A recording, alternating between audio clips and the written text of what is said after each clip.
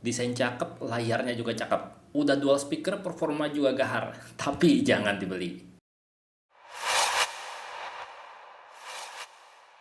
Halo Sobat Tekno, apa kabar kamu hari ini? Semoga kamu selalu sehat dan banyak rezeki. Ini adalah Technospark Go One. Sesuai harganya ya, One. Harganya 1 juta aja. Ya, lebih dikit atau kurang dikit tergantung kamu belinya yang mana. Atau kamu bisa cek aja ya, link di deskripsi video buat beli HP ini di mana. Dan sesuai judul lagi ya, jangan beli HP ini. Walaupun banyak reviewer-reviewer lain gitu, banyak orang-orang yang pakai, bilang ini tuh HP recommended, jangan dibeli. Karena Technospark Go One ini sesuai namanya masih pakai Android Go Edition yang nggak support untuk aplikasi ojek online. Ya kalau lo jadi driver ya. Tapi kalau sebagai penumpang atau buat pesan GrabFood atau GoFood gitu aman sih. Karena yang namanya Android Go adalah Android versi ringan. Android yang banyak banget dipangkas fitur-fiturnya. Biar bisa berjalan di HP-HP yang punya spesifikasi rendah. Nah, kalau misalkan lo bukan driver online, bisa banget kok beli HP ini, recommended banget buat dibeliin buat istri, ponakan, buat orang tua, buat anak, buat adik, boleh banget, recommended banget. Karena di kelas harga 1 juta, HP ini tuh punya performa yang lumayan kencang banget ya untuk kelas harga segini. Ngacir. Pakai chipset Unisoc T615 ditambah dengan 4 GB RAM. Storage-nya juga 128 GB atau 64 GB tergantung kamu belinya yang mana ya. HP ini tuh selama dipakai penggunaan harian lancar banget buat sosial media, buat chatting-chatting, enak lancar pokoknya. Dan kalau dipakai untuk waktu yang jangka panjang, bertahun-tahun gitu, ini anti lemot, anti lagging karena udah tersertifikasi 4 tahun untuk anti laggingnya dari Teknonya loh. Kalau untuk software sendiri, ini udah Android 14 ya, walaupun Go Edition. Sayangnya belum dapat info nih untuk software update-nya seperti apa. Bakal dapat berapa kali gitu major update Android-nya, atau berapa tahun untuk security update-nya. Dan bagian recommended banget di kelas harga 1 juta ya karena untuk harganya desain kayak gini tuh cakep banget ya sob. HP ini tuh tampil dengan desain simple minimalis, kayak HP buah-buahan harga belasan juta, tapi bobanya nggak sampai 3 ya, 2 aja. Cover body belakangnya ini dibuat ngedove dengan tampilan desain warna marble, dengan bagian kamera yang dibuat simple minimalis tapi kelihatan mewah. Untuk frame bodinya dibuat datar, bikin HP ini tuh kelihatan makin kayak HP mahal. Di sisi bawah ngumpul semua ya, port audio, port charger, lubang mic, dan juga speaker. Sementara di sisi kanan ada tombol volume dan tombol power yang jadi satu sama sensor sidik jari. Kalau lihat sisi atasnya ada grill speaker sekunder. Sementara di sisi kiri ada slot kartu yang udah triple slot, jadi bisa baca dual SIM plus micro SD berbarengan. Dan yang bikin amazing ya di kelas harga 1 juta, HP ini tuh ngasih layar yang udah punch hole display kayak gini. Ya lihat nih. Keren banget kan desainnya? Ya walaupun untuk bezel bawahnya tuh masih berasa cukup tebal ya. Untuk kualitas layarnya sendiri ya, pakai layar ukuran 6,7 inch. Sayangnya masih HD+, belum resolusi Full HD. Tapi udah punya resolusi layar yang kencang banget, udah 120 Hz. Jadinya tuh smooth banget kalau di scrolling-scrolling. Dimana untuk tampil kualitas visualnya juga berasa nyaman di mata kalau di dalam ruangan. Dan tetap kelihatan cukup terang ya kalau kita bawa keluar ruangan di bawah cahaya matahari. Masih kelihatan. Sebenarnya saya berasa agak bingung sih. Emang dikasih layar udah 120 Hz. Udah nyaman banget kalau buat scrolling-scrolling, tapi performa untuk chipsetnya tuh berasa kelas tanggung. Dimana kalau dipakai buat main game ya nggak pernah tuh dapat 120 Hz. Buat scrolling-scrolling sosial media juga paling mentoknya di 60 Hz aja. Ya paling berasa smooth kalau kita lagi lihat-lihat foto yang ada di dalam HP ya. Bisa pindah-pindah gambar stabil smooth di 110 fps. Nah ngomongin game nih, di kelas harga 1 juta HP ini tuh ternyata nyaman banget ya buat main game. Kalau sekelas Free Fire mah, buat main game ini tuh udah stabil lancar di 60 fps selama main. Enak, lancar banget. Kalau buat main game Mobile Legends, HP ini bisa buka settingan grafis ultra dengan frame rate super. Dan sewaktu dipakai main, ya stabil ya di 60 fps untuk settingan grafis maksimalnya. Udah cukup nyaman loh dipakai buat push rank. Sementara kalau buat main game PUBG Mobile, HP ini bisa jalanin game dengan grafis HD high dan bisa stabil loh di 30 fps selama main. Lancar banget lah, cocok banget buat main game. Dan beneran recommended banget di kelas harga 1 juta buat beli HP ini karena dia punya sensor komplit. Ya walaupun belum ada sensor NFC ya, jadi belum bisa cek saldo kartu e-money. Untuk sensor sidik jarinya ada di sisi samping, bareng sama tombol power ya, jadi posisinya nyaman banget. Dan bisa baca jari dengan cukup cepat.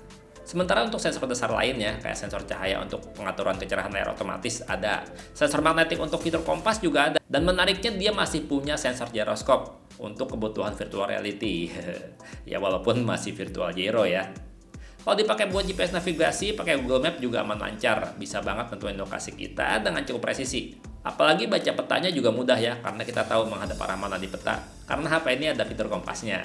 Tapi sekali lagi saya bilangin ya, walaupun HP ini tuh GPS-nya enak, terus baterainya lumayan awet, layarnya juga cerah, enak buat lihat map, HP ini tuh nggak cocok buat pekerja driver online. Ya karena HP ini tuh masih Android 2 Edition ya, bukan Android full.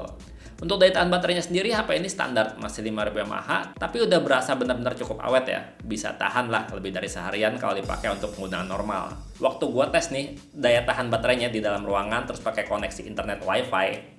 Untuk nonton YouTube streaming selama 1 jam baterainya berkurang 5%. Sementara untuk TikTokan selama sejam baterainya berkurang 7%. Dan kalau dipakai buat main game Mobile Legends sejam, baterainya cuma habis 12% aja. Gimana? Udah lumayan awet kan?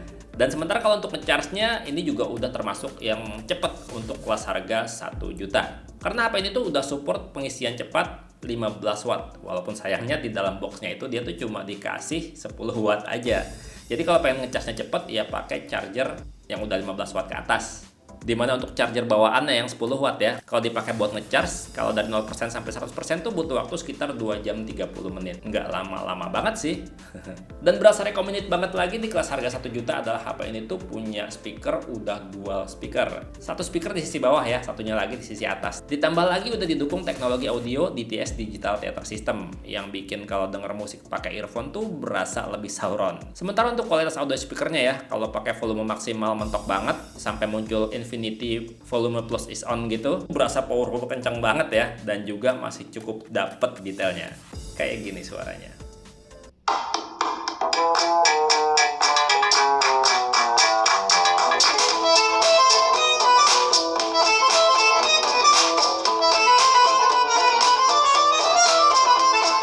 Sekarang kita bahas bagian kameranya ya. Untuk kelas harga 1 juta, HP ini tuh buat foto-foto cukup berasa mantap. Berasa cakep hasilnya. Untuk kamera belakangnya ya, walaupun kelihatan dual kamera, sebenarnya tuh cuma satu aja kameranya. Yang satu gaya aja. Kamera utamanya tuh 13 megapiksel dengan bukaan f1.8 dan udah ada dual LED flash. Sementara kamera depannya 8 megapiksel dengan aperture f2.0. Untuk hasil foto-foto kamera utamanya ini udah berasa bagus banget sih untuk kelas HP harga 1 juta aja. Bisa nangkap detail dengan sangat baik ya di kelas harga segini. Dan warnanya juga berasa nggak gonjreng, nggak berlebihan, dan juga nggak pucat. Berasa cukup pas lah warnanya kalau menurut saya. Ya kecuali kalau dipakai buat foto-foto bunga warna merah ya, warnanya gonjreng dangdut banget.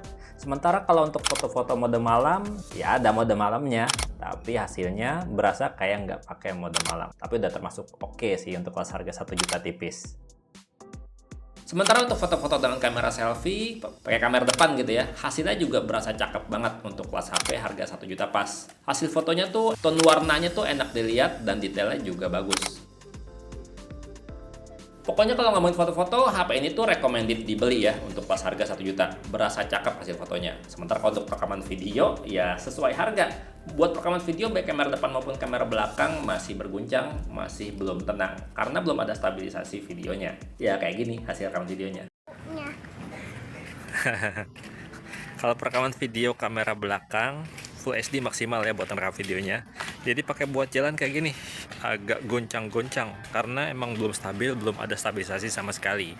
Kalau buat fokusnya sendiri ini dia udah cukup bagus sih, udah nggak perlu ditap lagi gitu ya, dia udah bisa pindah fokus secara otomatis.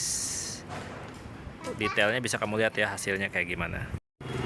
Untuk rekam video pakai kamera depan kualitasnya kayak gini, ini dipakai buat jalan juga ya, goyang banget. Kalau untuk dynamic range buat rekaman video kurang banget ya. Ini wajar, ini HP kelas harga 1 juta tipis. Terus juga ini HP kalau buat jalan gini goncangnya berasa banget. Sama kayak kamera belakang tadi. Kira-kira apa lagi yang belum dibahas? Yang pasti kalau misalkan lo beli HP ini di kelas harga 1 juta, recommended banget selama lo bukan driver online. Selama nggak dipakai buat cari rejeki jadi ojol driver gitu ya. Apalagi ini HP tuh udah tahan debu dan juga tahan kehujanan. Dan juga ini tuh HP tahan jatuh ya, di hujan-hujan itu juga aman. Ya udah kali ya segitu aja ceritanya. Yang pasti recommended banget, boleh banget dibeli. Sekali lagi kalau lo bukan driver ojol atau driver taksi online ya, gas beli aja. Dan segitu aja dulu videonya, semoga informasinya bermanfaat. Bang Tano pamit, sampai jumpa di video berikutnya. Bye bye. Tekno, bikin HP sedekah, bikin HP sedekah. 1 juta dapat kayak gini, recommended banget. Sayang aja sih Androidku. Kuat lagi.